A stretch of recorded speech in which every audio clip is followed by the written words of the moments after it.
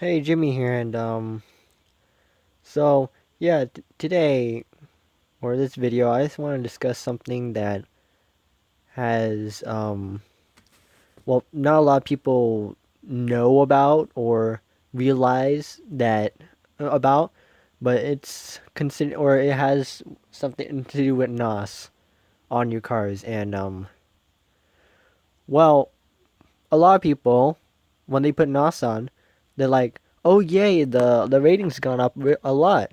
Well, kind of a benefit because it kind of does. But now here's the thing. When you put NOS on, when you can't take it off. And that's a big problem to a lot of cars. And here, show you one example of it, which is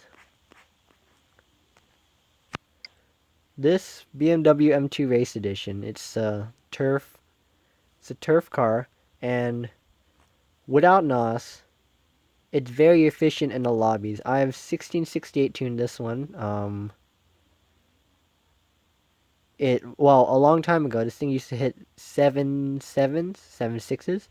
With the update, it kind of screwed it up completely. To be honest, I'm not sure. I haven't run it with boost yet.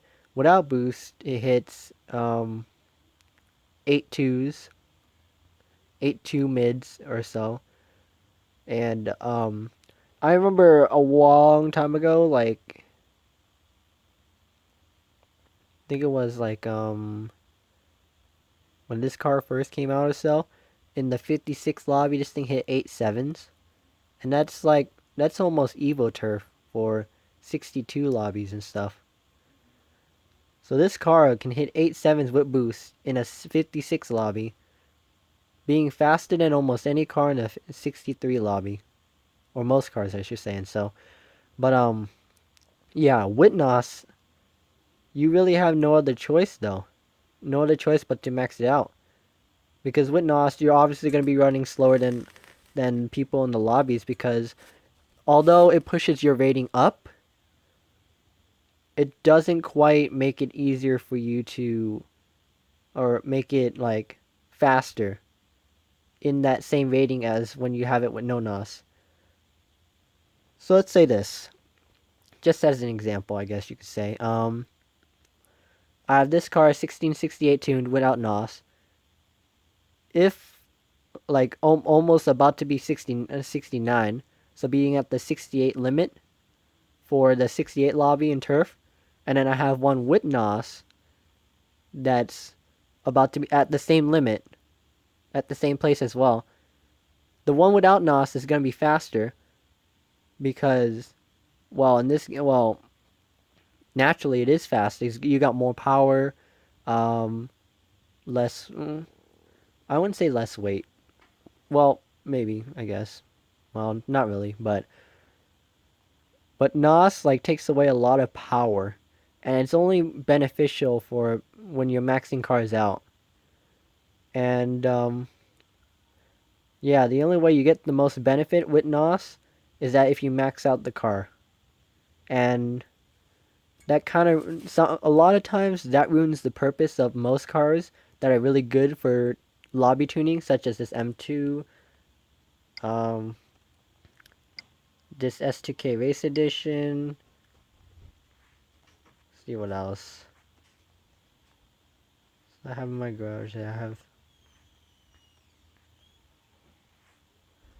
I guess this Alpine, like an X class, a lot of most X class cars, such as this Alpine, are better off tuned without NOS. But sadly, this thing has NOS. One thing, another thing is that when the cars have NOS, it downs the value. And I'm not saying that just because like, oh, I'm not interested or anything. It's because you can't take off. Well, one thing is you can't take off the NOS. You put it on, it's stuck forever.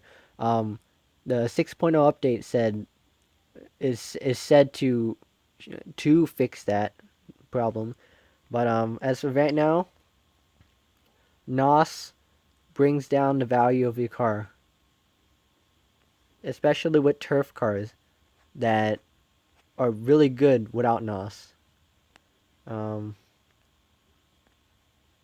go back to the M2. So yeah, basically it downgrades the value, and overall NOS is not a good thing to put in your car. However, there are some cars that actually do need NOS in order to be good. One which is, let me scroll to it if I could. Nope. Well, one which is the, oh, 1 second. Sorry about that. I had to talk to my parents. Anyways, one car would be the BMW M2 Launch Edition. When the update for the turf lobbies came out, or before the updates came out for the turf lobbies, this car was almost unstoppable in B class. I mean, in 1650 lobbies, hitting 9.4s, 9.4 mids, and that's basically A class. That's basically A class. A class range. Basically, with the C2, with not C2, the C7 Corvette, Stingray, M3, the 2012. You got the new M3s as well. That's in there as well. Charger RT. I mean, not Charger, Challenger RT, and so forth that are in A class and it can hit that range. But after the turf lobby update came out, or turf rating lobby update came out, it screwed up the car completely. Like, now it's like 2 ratings above, and no matter what you do, basically, you're 2 ratings below, but you still won't be able to fit into the lobby. And that was a really big bummer for me because a while back I prepared a 1650 lobby for the M2, which I've been practicing to try and get the launch and the shifts, and been hitting like 9.4s constantly. But after the update, like, yeah, I really don't want to put NOS in it, but I want to wait until the 6.0 update comes out and see what it does to the car and stuff. So yeah, that's one car. Another car would be one of the performance crates car, which is the Chevrolet Corvette, the basically the C2 the C2 generation, the second generation Corvette. Second generation? No, it's third generation. My bad. Third generation ZR1. This car, when maxed out, it's 1649. When maxed out like completely, 1649. But when you put NOS in it, it maxes out at 1658. And I'm not including performance parts or anything either. And well, as you know, that's a pretty big jump. At the 49, without performance crate parts, it hits 10.2s, non-boosted, and that's very slow. It's even slower than the 10.2s. That's like D class range with NOS. But when this the C3, I keep saying the C2, but the C3, the with NOS, it's with like Subies and stuff. Subies. I was gonna say Ford, but Ford FPV, no. Ford Mustang at 8.8s or 8.9, sorry, with NOS boosted. So yeah, this car definitely needs NOS in order to be tuned. I actually have one tuned very well for this 1650 lobby, which I could release a tune later on. A third car, as you guys want to say, like, oh, these are cheap cars. Here's a third car that will definitely need NOS to be like good or tuned well, which is the MR2 Turbo. Well, the MR2 Turbo, it was a was a car club car. This car maxed out without NOS hits is 44, but with NOS it hits uh 1644 without NOS. Sorry, 1651 with NOS. So basically, it's like a Scion FRS. Similar ratings without NOS and similar ratings with NOS because they both hit. Yeah, basically. This car, like, I'm not gonna put NOS on it mainly for the trading purpose, but like I'm just gonna let whoever I trade this to get NOS put NOS on it, but without NOS, this thing is like basically useless. You can't really tune it, or compete it, or have it to compete in any lobby whatsoever. Because the most popular lobbies are 1650 and above. But the lobbies, but in like 45 lobbies are okay, kind of populated in a way, but not much. The 1640 lobby, not so much either.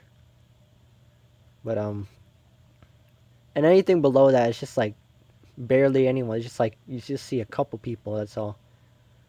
A couple people who barely upgraded the cars and like want a turf. But yeah. So those three cars are cars that kind of need NOS, basically. So total advice. Should I put NOS on my car? I would not recommend it. May not recommend it. If you don't know, I should say, if you don't know what your car does when tuned, or what its total potential is or price, I would not put it on until you'd ask someone you know, someone that has the car, or someone you know that knows a lot about the car, someone who has the car and stuff like that. Such as like you can ask me or so. You can ask like Jerry. I think Jerry had a video of this, or a discussion video about this as well. You can see his as well and see his advice. Um, you can ask the master, although he's more of a pink slipper, and basically he puts NOS on every car um, just to pink slip them and get more. So yeah, so that's my advice. That's my advice here, that you should not put NOS unless you know if it's okay to put NOS on it. Because like I said before, NOS downs the value of a car, especially turf cars, because it's most turf cars. Some turf cars are basically useless without NOS. I mean, useless with NOS, I should say. I don't think I've ever seen a turf car that's useful without NOS. I don't believe so. I might be overthinking it, and I might just be like thinking, oh, that car, or I don't even remember. Feel like I might have seen one, but I don't. Yeah. So, oh, one thing I have to show. This Subi, um, yeah, it's with NOS. Although when maxed out, oh, I almost forgot to say, a lot actually, almost all R class cars should not have NOS on it, mainly because when R class cars are maxed, they go to the 70s and 80s range, and there are some that are really low 70s and 80s. X class cars too, because when you put NOS, you're basically racing, and anything rating higher than 68, you're basically competing with um the kings of the game, like K1, Zondas, 787B, stuff like that. So that's why R class cars, X class cars, I would not recommend putting NOS. S class cars, you could put no. It is even though when you have NOS on it, downs value a little bit, but you can make it work by tuning it into 68 lobby or maxing it out, because most S class cars are pretty decent maxed out, and 68 lobby is also pretty decent too. Um, So like back to Subi. Sorry, I just wanted to say that before I forget. But this Subi, this Subi WRC 1993 has NOS, and I was a little bit disappointed when it had NOS, but I could probably make it work in the 656. I just got this a while back from a sub. I will upload the video of the trading pretty soon. Just gotta finish editing it together and all. But yeah, this Subi, disappointed it had NOS, but I can make it work. Value still high. Value still pretty high in it. Not as high as when it has no NOS, but it's it's cool car and all. So yeah, that's my discussion about the topic. Should I put NOS? And my advice: do not put NOS until you know about the car. Until you know about the car and what it does with NOS. So yeah, thank you guys for watching, and I'll talk to you guys later.